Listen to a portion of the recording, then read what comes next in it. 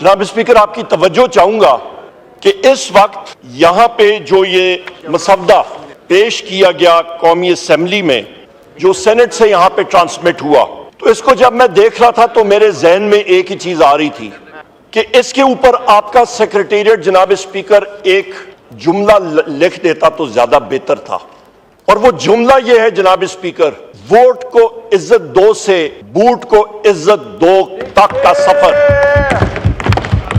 یہ جملہ ہونا چاہیے تھا۔ جناب اسپیکر یہاں پہ آرڈر ان دا ہاؤس کر لیں جناب اسپیکر، جو میں باتیں کروں گا وہ تلخ ان کو لگیں گی، کیونکہ یہاں پہ ان کو یہ ہٹ کریں گی ضرور، کیونکہ یہ سچ باتیں ہوں، اور ضرور یہاں پہ جناب اسپیکر میں بات کروں گا کہ اس وقت یہ ہاؤس، یہ ڈیموکریسی باہر جا کے ایک بڑا سا بینر لکھتے ہیں، جمہوریت فار سیل، ریٹ 1 ارب سے 3 ارب روپے فی MNA، وہ بھی یہاں پہ لکھتے ہیں۔ یہ ریٹ جا رہا ہے جناب اسپیکر، اور یہاں پہ جو جن لوگوں کا شکریہ ادا کیا جا رہا تھا، وہاں پہ جناب اسپیکر نامعلوم لوگوں کو بھی یہ شکریہ ادا کر دیتے تو بہت بہتر ہوتا۔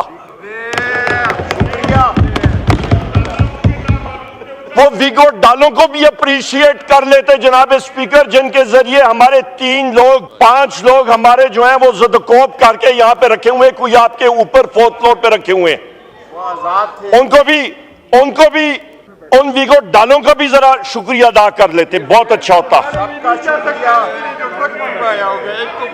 شاہزور ٹرک، جناب اسپیکر یہ جو امینڈمنٹ کا پروسیس ہے، یہ سارے کا سارا پروسیس جہاں سے شروع ہوا یہ ایک بدبودار پروسیس ہے، اور اس پروسیس کا جہاں سے یہ شروع ہوا اس کی بھی جناب اسپیکر میں آپ کو اس وقت بتاتا ہوں وہ اوریجنز کیا تھے۔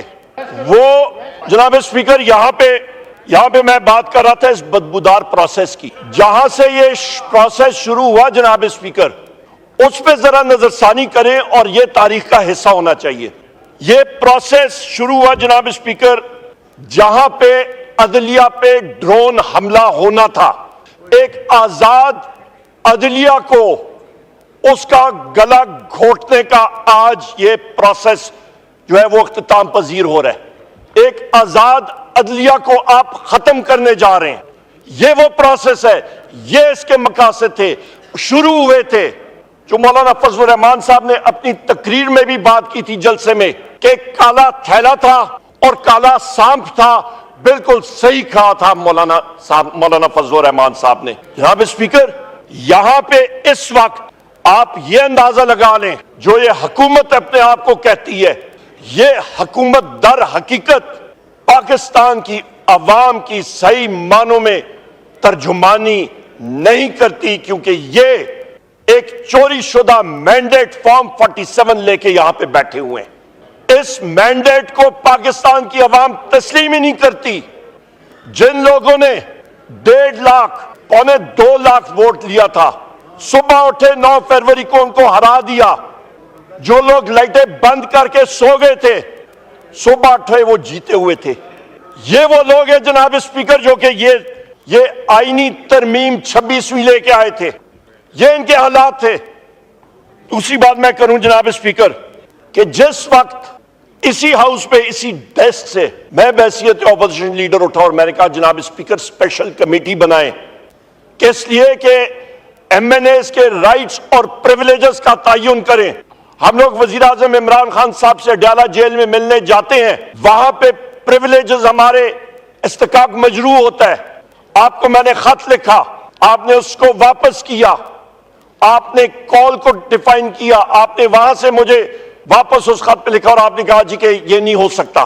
اسی جگہ پہ میں نے اٹھ کے کہا جناب اسپیکر آپ اسپیشل کمیٹی بنائیں، آپ کے پاورز میں ہے کہ MNAs کے رائٹس اور پریویلیجز ہم ہوں یا نہ ہوں، آئین اور قانون کا حصہ ہونا چاہیے۔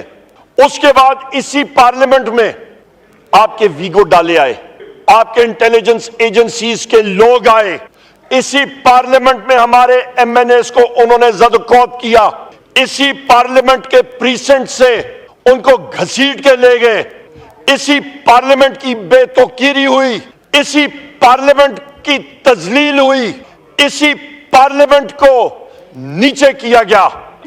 इसी पार्लियामेंट को कमजोर किया।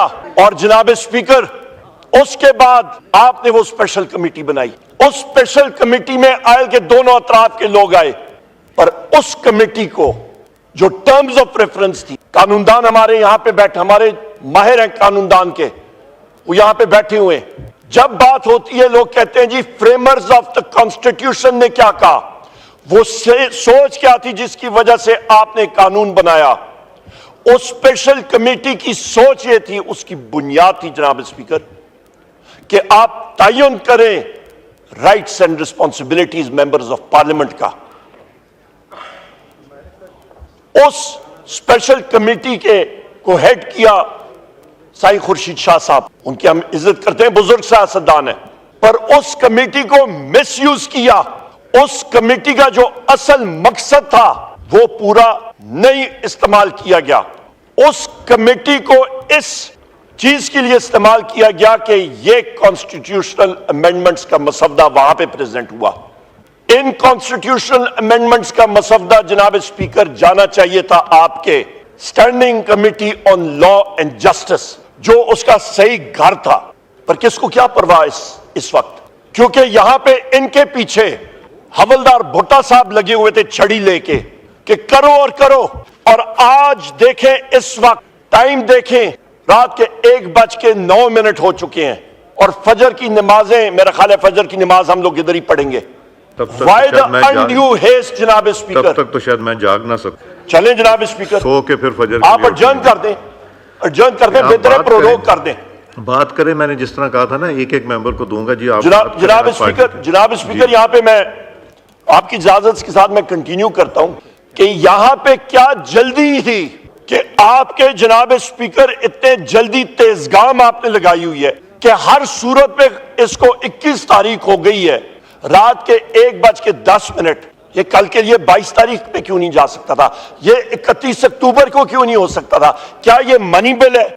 ये अमेंडमेंट आज नहीं पास होती फर्ज माल, या 31 को आप पास कर लेते, क्या लोगों की तनख्वाहें बंद हो जाती? क्या सेक्रेटरी साहब के और अमले की तनख्वाहें बंद हो जाती? क्या मुल्क जो है वो सीज हो जाता? क्या पाकिस्तान में ट्रेनें ना चलती?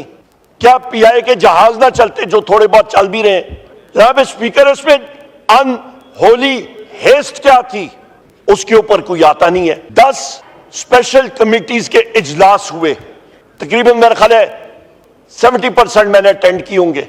वहां पे एक इजलास में लॉ मिनिस्टर साहब से पूछा गया, और यह भी मैं बता दूं, उन इजलास में बैठ के लॉ मिनिस्टर साहब को भी नहीं पता होता था मसवदा है क्या। इनसे पूछा जाता था, कहते थे जी आ रहा है, मेरे पास नहीं आया। ओ भाई, आपने मसवदा बनाना था, किधर से आ रहा था? 502 वर्कशॉप से कोई मिस्त्री बना के आपको इधर भेज रहा था?